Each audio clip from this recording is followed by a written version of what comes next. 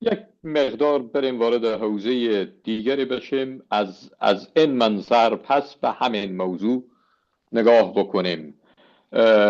دکتر صاحب، کرزی کریمیه را به رسمیت شناخته بود. کریمیه جایی که روسیه در سال 2014 از اوکراین گرفت، شبه جزیره کریمیه را به رسمیت شناخته بود. شما ببینید یکی از موضوعات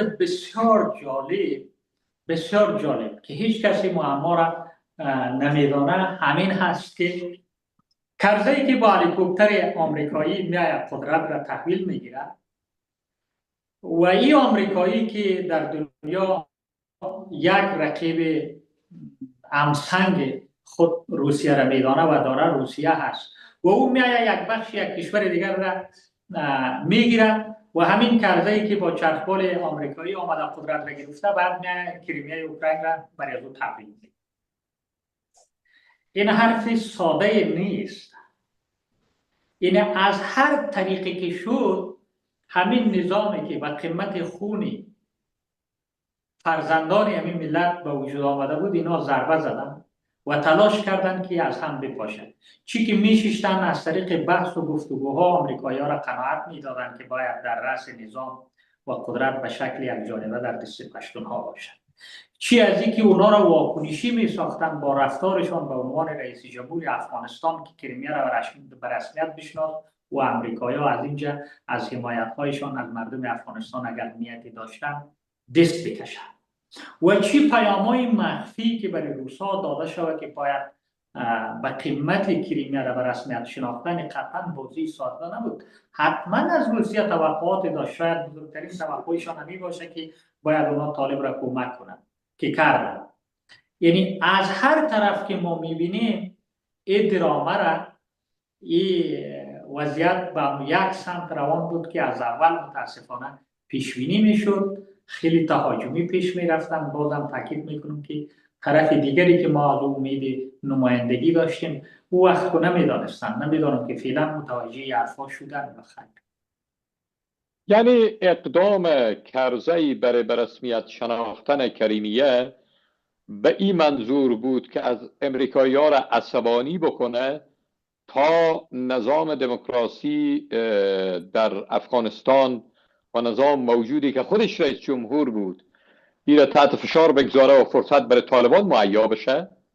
ببینیم کرزی را زمانی که مطالعه کنیم در تمام حرکت‌ها و رفتارهای دوره حکومت یا بعد از او یا پیش از او رفتار چند منظوره داشته. یک بازیگری نیرومند و خیلی زیرک هست. بله قطعا از یک طرف یک امتیازی بود برای روسا که روسا باید طالب را کمک کنند و در اونجا اینا نماینده هایی داشتن و از طرف دیگر شاید هم تلاش کرد که آمریکایی‌ها حرفایش نشنیده بود آمریکایی‌ها را تحریک کنه که آمریکایی‌ها زمانی که کرزی میدانست که حمایت ها از کرزی یا از حکومت کرزی پایین میشه یعنی مصیبتش به مردم افغانستان میاد نه به کرزی امروز بهترین زندگی را داره و در طرف دیگه صفحه کی روش میکنه کی جان میگیره طالب. همه اینها را محاسبه کرده بود و احتمال زیاد میره که با تبریک گفتن کریمیا و روسا کرزی کارهای کلامی را به نفع طالب به نفع فکر خودش و به این چیزا انجام داد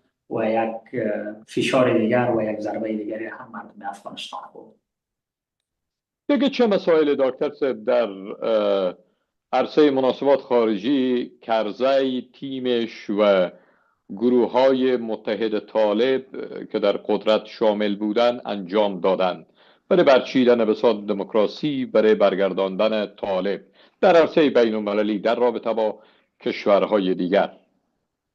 اینا آجندایی برای حکومت ساختن، آجندایی برای پیاده نمودن دموکراسی، آجندایی برای پیشرفت افغانستان، آجندایی برای نجات مردم افغانستان از وضعیت موجود نداشتن. آجندای از اینا زدن نیروهای جبهه مقاومت بود که در برابر طالب جنگیده بود، اینا را شکست داده بود. در این راستا به شدت کار میکردن. بر علاوه کریمیا این را میتوانیم بگوییم که اینا زمانی که به ایران سفر میکردن حوزه مقاومت را اینا همکار نزدیک آمریکایی ها معرفی میکردن. زمانی که با آمریکایی ها می نشستن و کتاب رابرت گیتس حتما خواندیم که سران مقاومت را اینا نفوذی های روسیه معرفی میکردن. زمانی که با روس ها ملاقات یا نشست می داشتن، باز هم نیروهای حوزه مقاومت اینها دوستان ثابت قدم آمریکایی ها معرفی میکردن. از هر طریقی که اینا توانستند حوزه مقاومت را ضربه زدن. حوزه مقاومت هم متاسفانه بدون رهبری باقی مانده بود و مردم افغانستان را ضربه زدن و دنیا یک تصمیم را گرفته بودند که بیایند در یک بخش دنیا در افغانستان یک کاری شود، اونا را ناامید بسازند و برای مردم به یک شکل تلقین کنند که راه حل این نیست که در افغانستان باید دیکتاتوری ادامه پیدا کنند، دروازه های معارف و دانشگاه ها بسته باشه و نیمی از جامعه تحت عنوانی که تو زن هستی باید به خانه هایشان باشه و مردم افغانستان در این رنج ادامه پیدا کنند. همه کارهای اینها همین بودن و اینها از تاکتیک های مختلف استفاده کردن تا اینکه رسیدن به همون مقصدشان. البته در میدان بازی اینا تقریبا بی‌رقیب بود. بعد از شهادت استاد ربانی تقریبا بی‌رقیب بودن. تعداد زیادی از شخصیت هایی که خود را میپنداشتند که رهبری حوزه مقاومت را بر عهده دارند در کابل تشریف داشتند. ما برای همه‌شان احترام دارم، اما به نظرم که نمیدانستند این بازی های پیچیده چند لاحه که بودهای داخلی و خارجی داشت و این رفتارهایی که هم سیاسی هم استخباراتی بود و برنامه هایی که خیلی آینده های دور را نشانی کرده بود، اینها را نخوانده بودند. اگر میخواندن امروز مردم افغانستان به این وضعیت گرفتار نمیشد. یک جنبندی جناب دکتر صاحب ما داشته باشیم. یک طالب میپذیرند که بیای به عنوان رئیس دولت، طالبی که سالها با او جنگیدن، بهترین فرزندان خود قربانی دادن در این جنگ، بعد حاضر میشن پروسه DDR را قبول بکنن، سلاحشان واگذار بشه به کس به دشمنشان، خود سلا بکنن، بعد اداره را واگذار میکنن، بعد انتخابات را واگذار میکنن، عقب نشینی میکنن، بعد سکوت میکنن در برابر پروسه تضعیف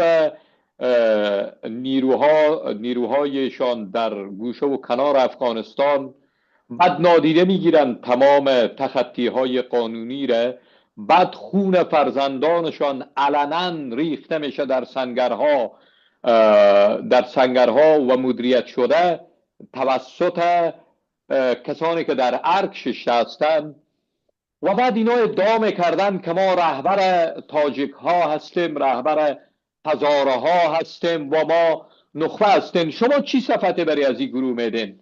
برای تمامشون جناب دکتر صاحب چی خطاب بکنیم یک چنین مردمه که امروز فکر میکنن هنوز باید مورد حرمت قرار بگیرن؟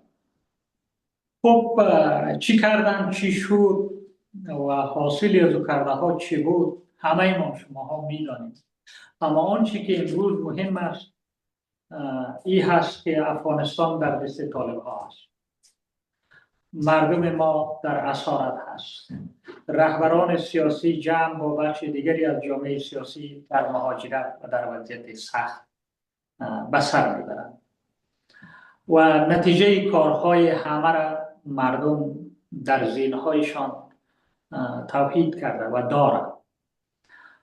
حال باید تصمیم بگیره جامعه سیاسی که بیرون از افغانستان هست که چی کار بکنن، راه حل چیست و چطور نجات پیدا کنن. قطعا در قسمت گذشته هر فرد سیاسی مردم افغانستان قضاوت خود دارد. کسانی که دکتر صاحب اجازه بدین قبل از که بریم به این بحث را ما و شما باز بکنیم، یک پرسش دیگری داشته باشم. آیا جریانی وجود داره از پشتونها یا افغانها بهتره بگم از افغانها که معتقد به عدالت اجتماعی و سیاسی در افغانستان باشه، شما سراغ دارین یک چون جریانی؟ خب در اینجا در بحث ما شما بیشتر روی آقای کرزی، آقای غنی و امیرسین تمرکز شد و صحبت شد. نه، من جریانه دکتر صاحب، شما به عنوان کسی که دخیل هستین در عرصه سیاسی، من میخوایم بپرسم، شما فرض بری بگذارین ما به دنبال یک جریان میگردیم که در یک توافق قومی اینمی سهم خود پشتونها بیاین انجام بدن یک جریان عدالت محور، شما سراغ دارین، ما به سراغ کی بریم؟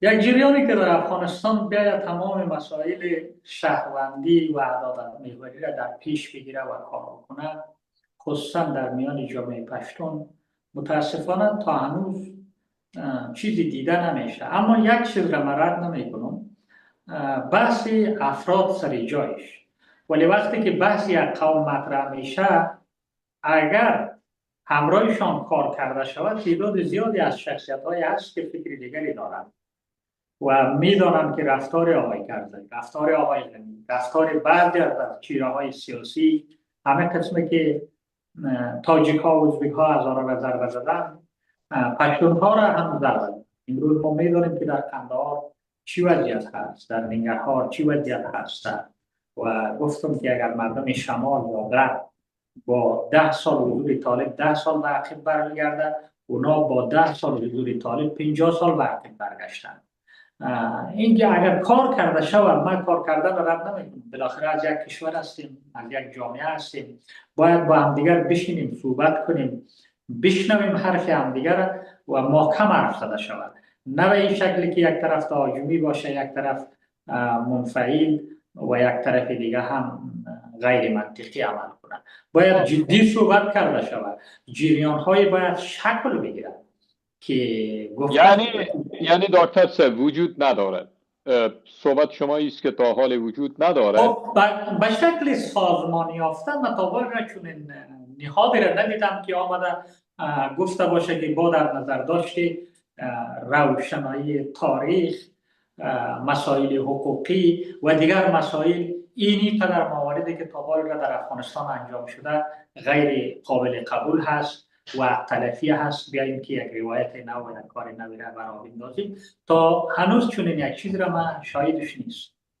ببینیم دکتر صاحب، حکم قطعی در مورد یک قوم به صورت قطع ما قرار نیست داری میز داشته باشیم، هم به لحاظ علمی هم به لحاظ اخلاقی درست نیست.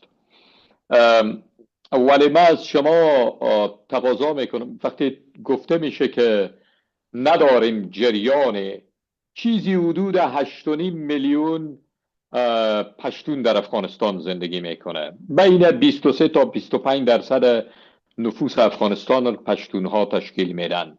وقتی در بین 8.5 میلیون نفوس یک جریان وجود نداره که حق شما را به رسمیت بشناسه، ما میخوایم بگم امکان کار محدود نمیشه، امید بستن به این همکاری یک مقدار سخت نمیشه؟ ببینین، کار کردن در افغانستان سخت است، خیلی خیلی دشوار هست، اما غیر از کار کردن چاره دیگری هم نیست. چی چاره وجود داره؟ چی میشه؟ ما از افغانستان کوچ کردنی نیستیم. افغانستان سرزمین نیاکان ما است. اونا هم از افغانستان رفتنی نیستن. هیچ کسی نمیخواد که از افغانستان بیرون بره و کسی دیگری هم آماده نیست و نمیخواد و نباید آماده باشه که افغانستان را تکه پاره کنه. پس بیرون از کار کردن دیگر راه حل چیست؟ باید کار بکنیم، باید دقیق، محکم و سنجیده شده ایستاد شویم تا طرف بدانه که برادر ایستاد شدن از اونا، محکم بودن از اینها به این معنی است که در اینجا یک مشکل است. ما این تجربه را در پارلمان داریم. اگر ما در انتخابات ها محکم سر حقمان ایستاد میشدیم، قطعا حق ما را دیگر به رسمیت میشناخت. ما در پارلمان چندین روزی بحث دنبال کردیم، محکم ایستاد شدیم، بالاخره از دو طرف نماینده ها نشستن، برایشان گفتیم که حق ماست، ما را ادامه میدیم. کوتاه آمدن، قبول کردن. ما که زمانی که کار میگم، کار به این معنی هست ما وقتی چیزی را که پیش کش میکنیم با عنوان حق مردم، با عنوان سرنوشت مردم، با عنوان راه حل، با عنوان رفتاری که این ملت نجات بده از این شر، ما کم پشت روی استاد شویم، وضعیت تغییر میکنه. وقتی که مطرح میکنیم از طریق رسانه ها و بعد بریم اون مطرح کردن خود ما ارزش قائل نمیشیم، طرف جسورتر میشه و فکر میکنه که حرف ناقی بوده گفته و رفته. دکتر صاحب مشخصا چه کار باید بکنیم؟ بجنگیم یا منظور شما ای است که ما پای خود لق بکنیم، مردمان غیر پشتون برن در درون پشتونها تبلیغ بکنن، آموزش بدن و امکان همزیستی را در واقع به وجود بیارن با این مردم؟ من خیلی متوجه نشدم این مسئله. نظر من این است که ما باید با تاجیکا با پشتونها دو مسئله دارن. یکی جنگ واژگان دارن که جنگ واژگان میان نخبگان پشتون و تاجیک از آغاز تا امروز به شدت ادامه داشته و بوده و آهسته آهسته از سطح نخبگان هم رفته به سطح روستا و قریه و طبقه های دیگری جامعه سرایت کرده. و یکی هم جنگ تاجیک ها در برابر طالب ها است.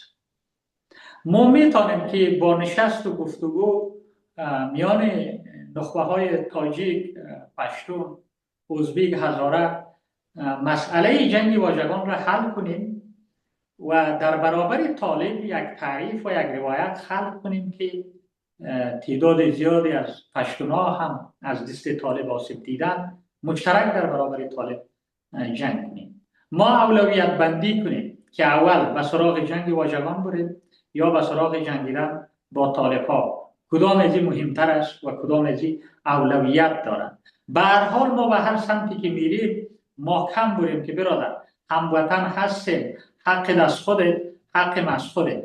اگر میشینی برادری و خواهری میکنی بسیار خوب، ما هم علاقمند هستیم. اگر نه که پرخاش میکنی خب ما آماده همین هستیم. این نقطه است که ما را به طرف راه حل میبرن، نه ای که هر روز امتیاز دادن، نه ای که بریم به عذر و زاری در میانشان تبلیغ کنیم که حقیقت این است. اینا جایی را نمیده، فقط محکم ایستاد شدن. اگر به سمت گفتگو رفتیم به سمت گفتگو بریم، اگر به سمت مسئله دیگر رفت به او سمت بریم، محکم ایستاد شد، نه به کسی حمله کنیم و تجاوز کنیم و نه کسی را اجازه بدیم که در حق ما حمله کنند یا تجاوز کنند.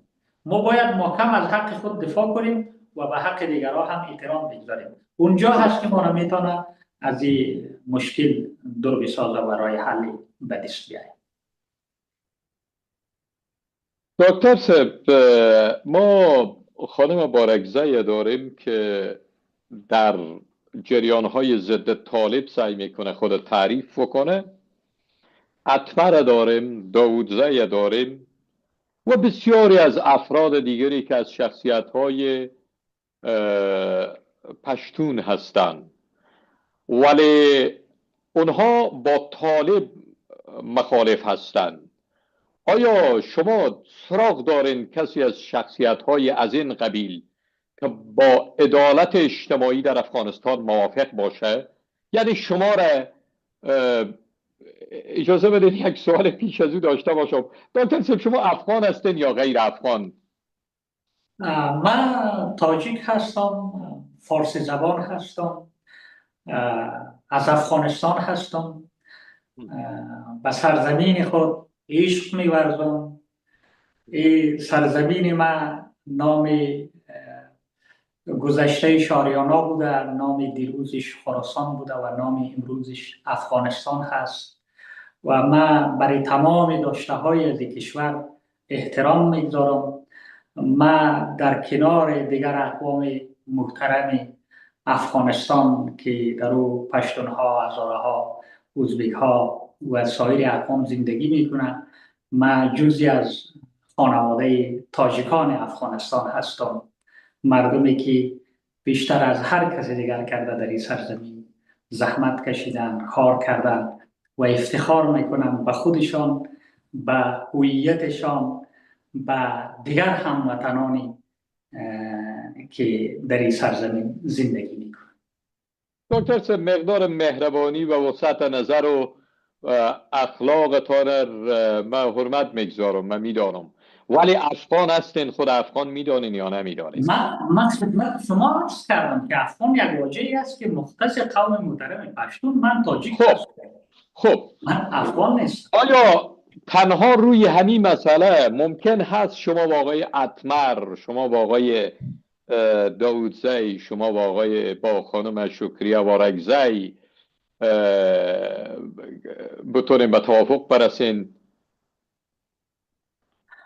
ببینین، نماینده اقوام پشتون، نماینده 80% قوم محترم پشتون طالبان است.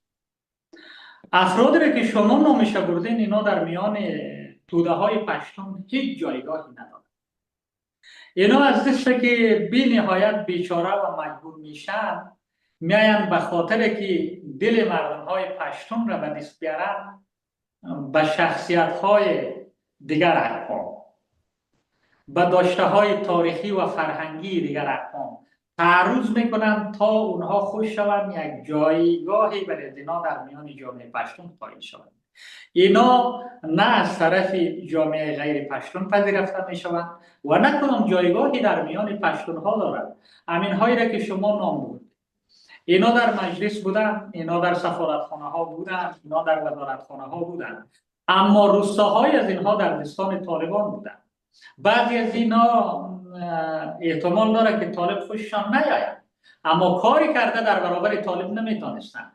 یک اولسوال حوزه مقاومت تا روز سقوط قریه و روستایش در دست دولت بود، اما وزیر پشتون که در کابل حکم روانی میکرد قریه و روستایش در دست طالب بود. اینا هیچ پایگاه، جایگاه و ارزش در میان جامعه پشتون ندارن و به همون خاطر میاین کوشش میکنن که از این بر و از این بر یک چیزایی را بگوین، مردم های دیگر را برای ارزش هایشان تاخت و تاز کنن و توهین کنن تا در میان پشتون ها برای خود یک جایگاه پیدا کنن و حرفایشان را به مصرف برسانن. اینا هیچ کسی نیستن، اما یک تعداد دیگری هست که میتونن از پشتون ها نمایندگی کنن.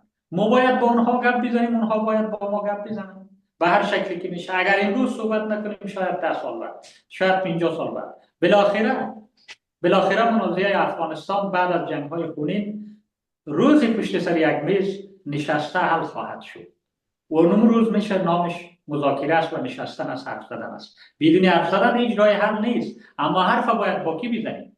حرف باید با نماینده قندهار بزنیم، با نماینده ننگرهار بزنیم، با نماینده پشتون بزنیم. نه 3-4 تا آدمی که نه در جامعه غیر پشتون کسی هست، نه در میان پشتون ها هیچ جایگاهی دارن، هیچ چیزی ندارن. این افرادی را که شما نام گرفتین از همون جمع هستن.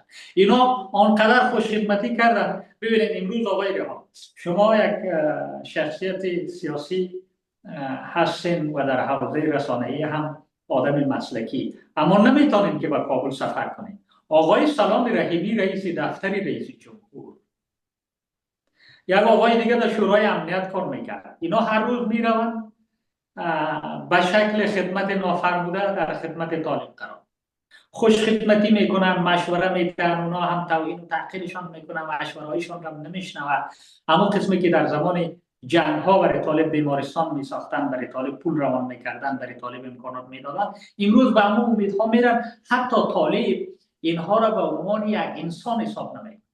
اینها هیچ کسی نیستن، اینا 4 تا ماموری بودن که در وقت آورده شده بودن و فکر میکردن که ما کسایی هستیم نه در میان جامعه غیر پشتون جایگاهی پیدا تانستن و نه در میان پشتون ها. امروز دنبال طالب سرگردان، هراسان و خیلی خیلی بی‌ارزش و حقیر تشریف دارند.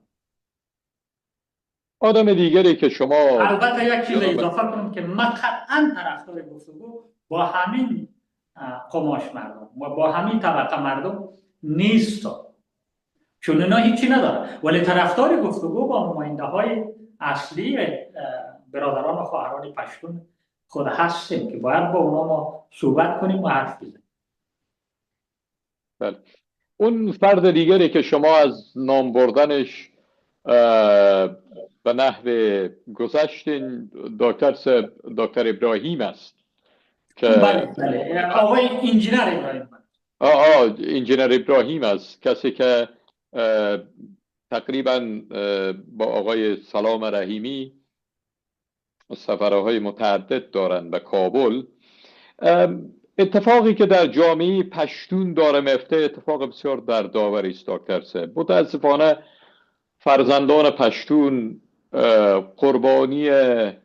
قربانیان بسیار بسیار مظلومی هستند، بسیار قربانیان مظلومی هستند. فرزندانی که نه رهبران پشتون خود متحد با آینده و امنیت و آرامش زندگی آیندهشان میدانند و نه فعالینی که امروز در میدان هستند امیدی باقی گذاشتن که نسل فردای پشتون امکان زندگی را در یک فضای امن داشته باشه. اینقدر خیلی روشن هست. من اجازه بدین با شما موافقه بکنم که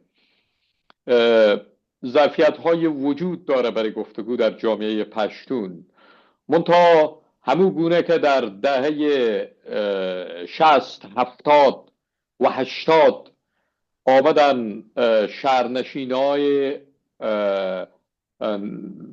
جلال آباد قندهار، مثلا اسمت مسلم آمد شهرنشینان قندهار قلقم کرد، نابود کرد تا امکان تحول در میان جامعه پشتون از بین بره.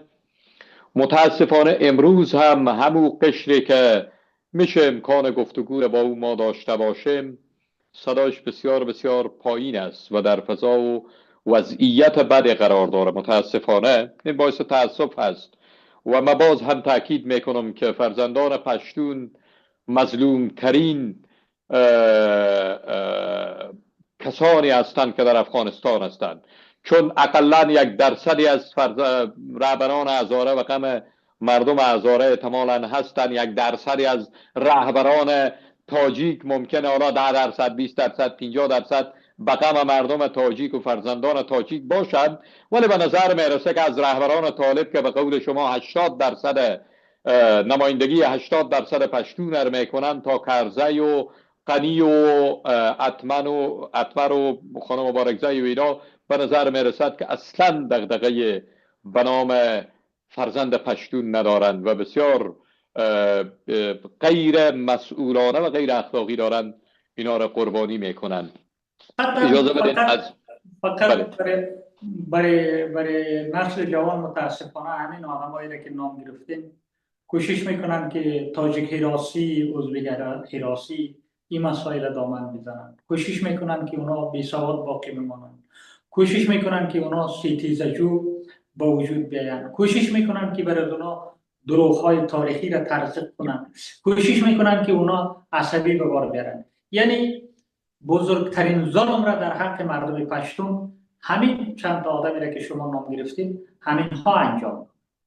اگر آمریکا آمد مناطق پشتون نشین و قول خود از اونا که بمبارد کرد، سبب این آمدن آمریکا کی شد؟ خب همین جامعه سیاسی پشتون بود که 2 مرتبه علیه حکومت مشروع و قانونی و وقت چیز کردن، قیام کردن، سرکشی کردن و بغاوت کردن. یک دفعه در زمان حکومت استاد ربانی شورای هماهنگی که در رأس شورای هماهنگی گلبدین احمدیار بود بغاوت کردن و در مرتبه دوم ملاومت بغاوت کرد و این بغاوت ها و این جنگ ها و این کشمکش ها و این نارامی ها و این جای دادن تروریستا در رأسشان اسامه بن لادن سبب شد که نیروهای خارجی به اثر افغانستان بمب بریزند. در این بمبریزی ها چقدر خانه ها ویران شد، چقدر مردم کشته شد، چقدر طفل‌ها بی پدر و بی مادر شد. مسبب اصلی از کی بوده؟ همین چند تا آدمی بوده که شما نام گرفتید. واقعا ظلم کلان را در حق جامعه غیر سیاسی پشتون همین چند تا آدم سیاسی پشتون کردن، نه کسی دیگر، نه اقوام دیگر. دکتر صاحب یک 2-3 تا موضوع را به صورت خبری سعی میکنیم که توسر بکنیم با شما و میزر جمع میکنیم. یک امرالله صالح چه نقشی در تضعیف مبارزات مردمی هرات و قسما شمال کشور در برابر طالب داشت در دور اخیر؟ یعنی همین جنگ یا دفاعی که مردم هرات از هرات میکردن به رهبری امیر اسماعیل خان، و در شمال هم استادت ها و چند شخصیت دیگر با مردم قصد دفاع را داشتن. امرالله صالح چه نقشی در تضعیف و در واقع در شکستاندن خط مردم، خط دفاعی مردم داشت؟ در زمانی که مردم هرات خیلی سرسختانه آمدن به میدان در برابر طالب صف کشیدن که این حرکت مردم هرات امیدی شده بود برای تمام مردم افغانستان، ما در زمان در مجلس نمایندگان عضو کمیسیون امنیت داخلی مجلس بودیم.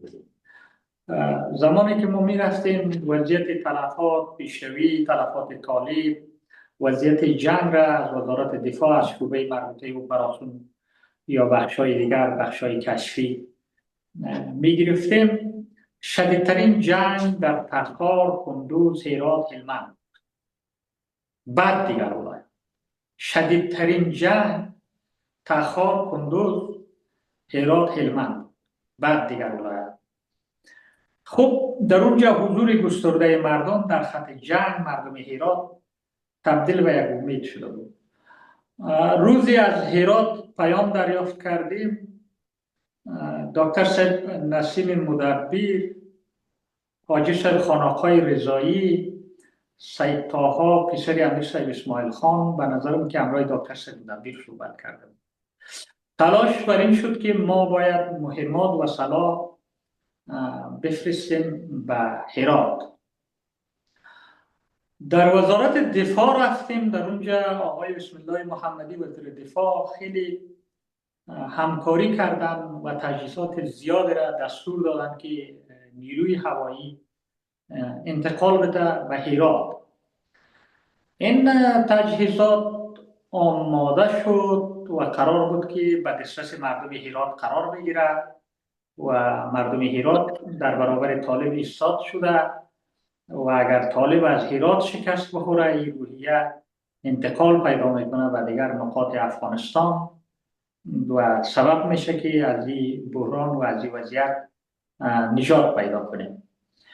اما زمانی که این تجهیزات انتقال نشد، جستجو کردیم، بعد گفتن که دستور داده شده از حلقه رهبری ریاست جمهوری که این تجهیزات فرستاده نشود به هرات و از هرات باید نیروهای کماندو و ارتش دفاع کنه. که وضعیت ارتش و نیروهای کماندو دیگه اونجا وضعیتی نبود که از شهر هرات دفاع کرده بتانم، چون ارتش تقسیم شده بود.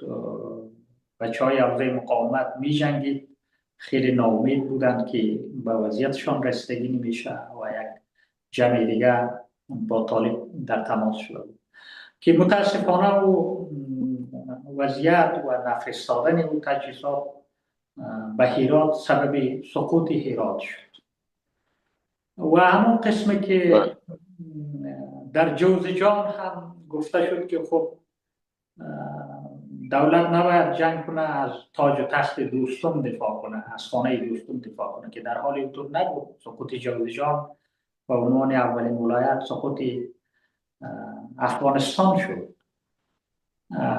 این مسئله بود. و در مزار شریف برای قماندان روزی ترکمن باز هم از حلقه رهبری ریاست جمهوری زنگ داده میشه که شما در جنگ در کنار استاد محمد نور نباشین و کمک نکنین، راهنمایی نکنین، بگذارین که استاد در برابر طالب‌ها شکست بخوره.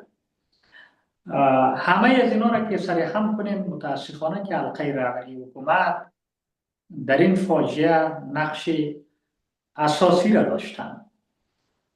مشخصا گفتن آقای صالح مانع شده بوده دکتر. مشخصا گفته بودن آقای صالح مانع شده بوده. بله، ما همچنین چیزی را شنیدیم که آقای صالح دستور داده که تجهیزات به هرات انتقال داده نشد و برای آقای روز قماندان ترک من هم آقای صالح شنیدم این چیزها را. آدمی گفت که او امرای قماندان روزی ترکمن دوست است، تماس داره.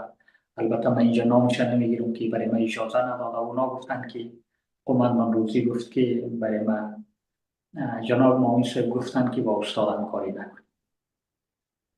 و همین قسم مسائل دیگری و سران ارتش که قبلا از وظایف کنار رفته بودن. ما در سمنگان بودم، در یوسف، در اونجا جنگ بود دیگه. معاون صاحب پول اردو و قماندان صاحب امیری و قماندان صاحب لوای کماندو همه و در یوسف بودیم.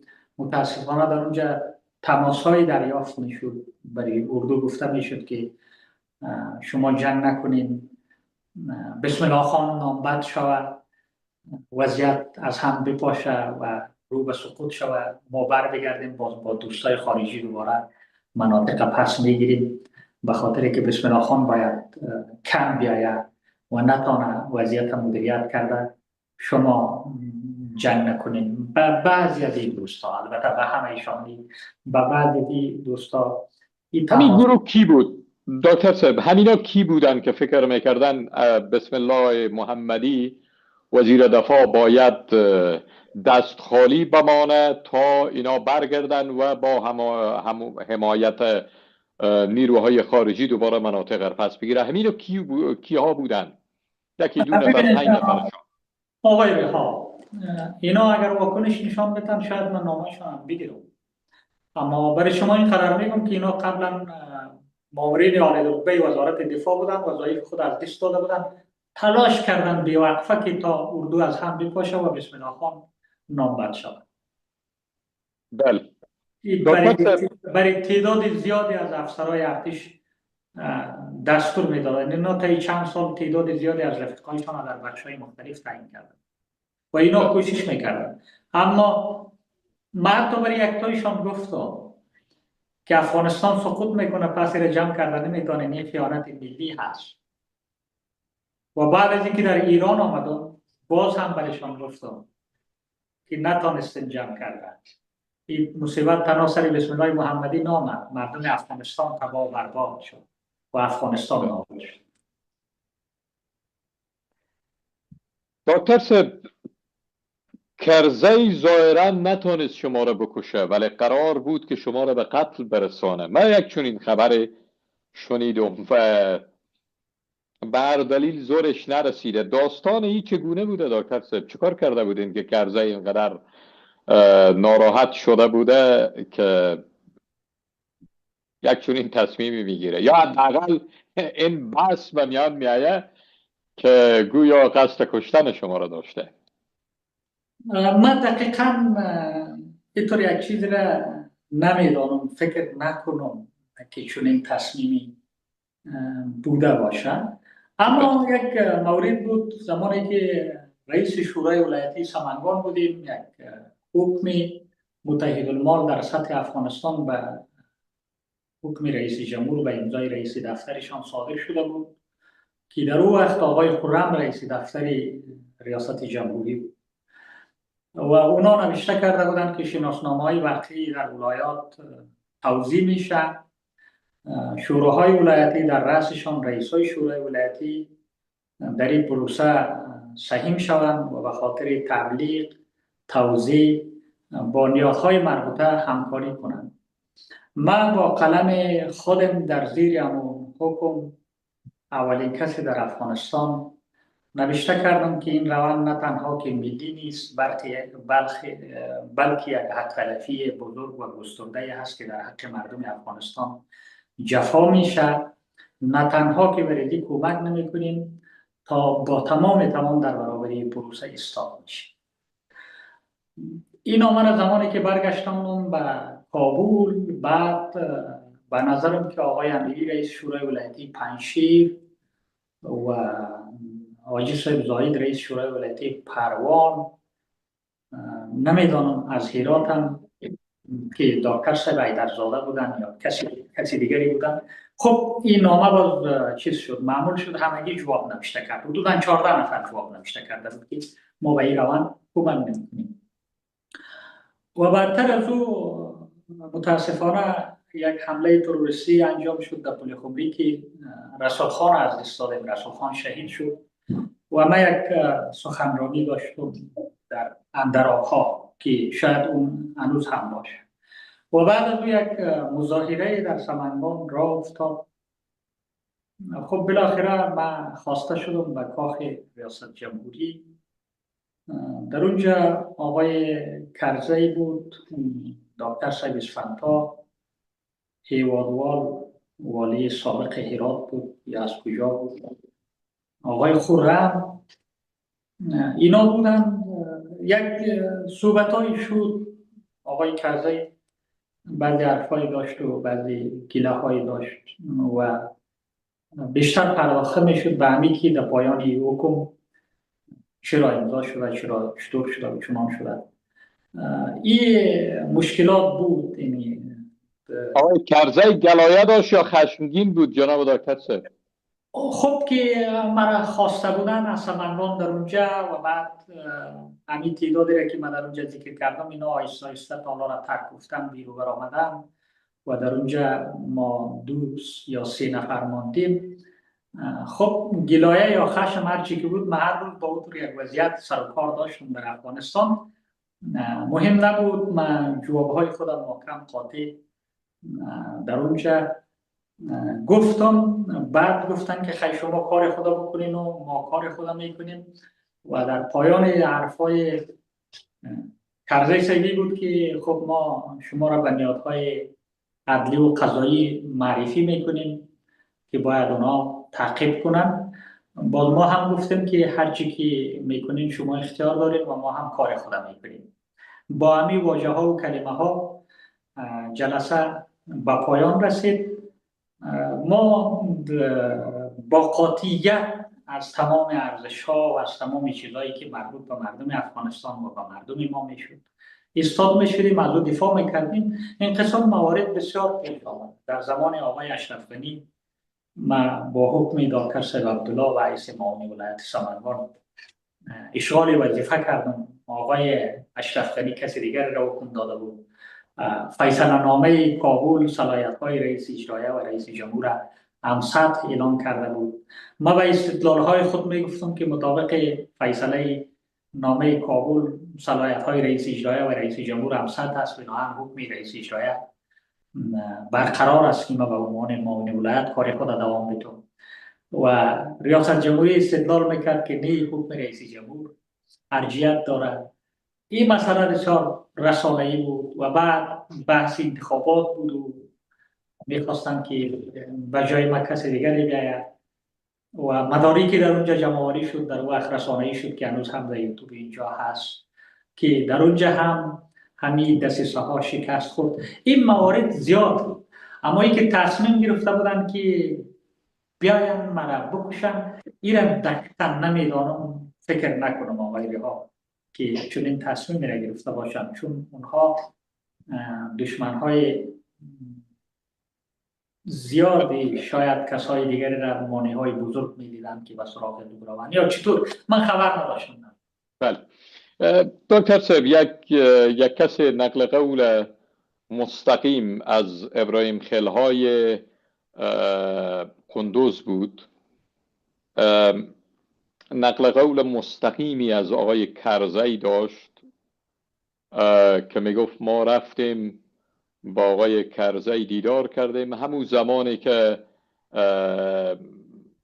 جنرال صاحب داوود و به همین ترتیب کی بود دیگه از فرماندهان حوزه مقاومت در اونجی که شهیدم شد، مولانا صاحب سید خل همونجی بودن و بسیار سخت با طالب برخورد میکردن.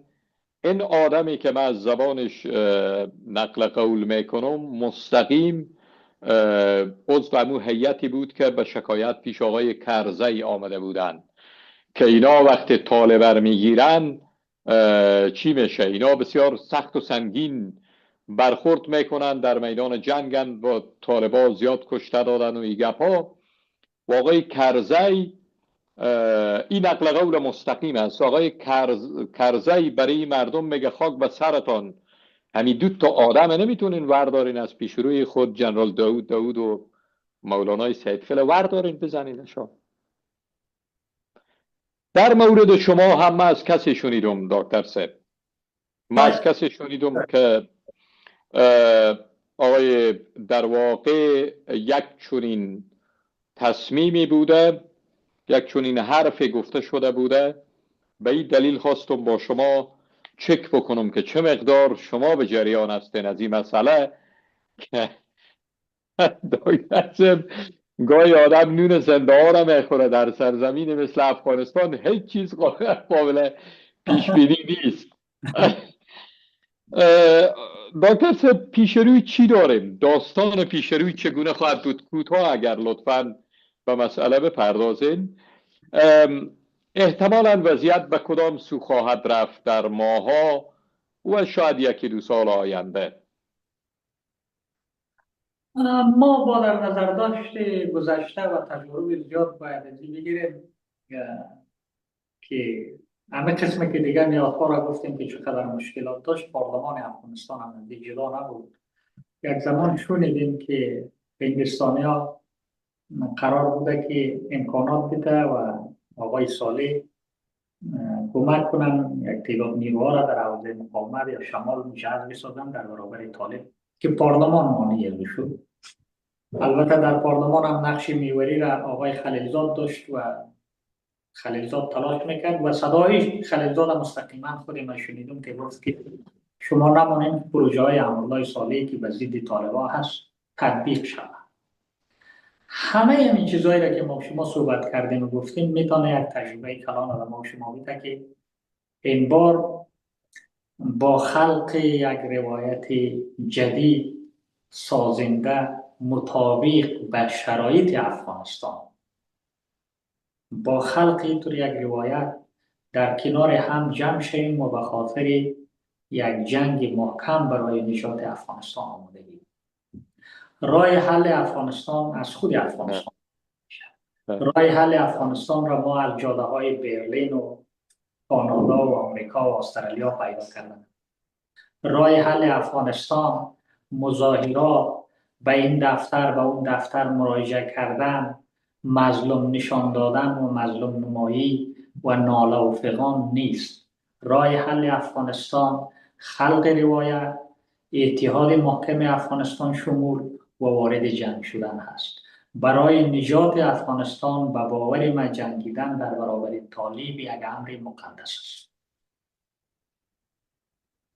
سپاسگزار هستم از شما دکتر ضیا آریانژاد، عضو پیشین مجلس نمایندگان افغانستان، از این که تا این لحظه این میز بلند در تحمل کردین و در میز حضور داشتین.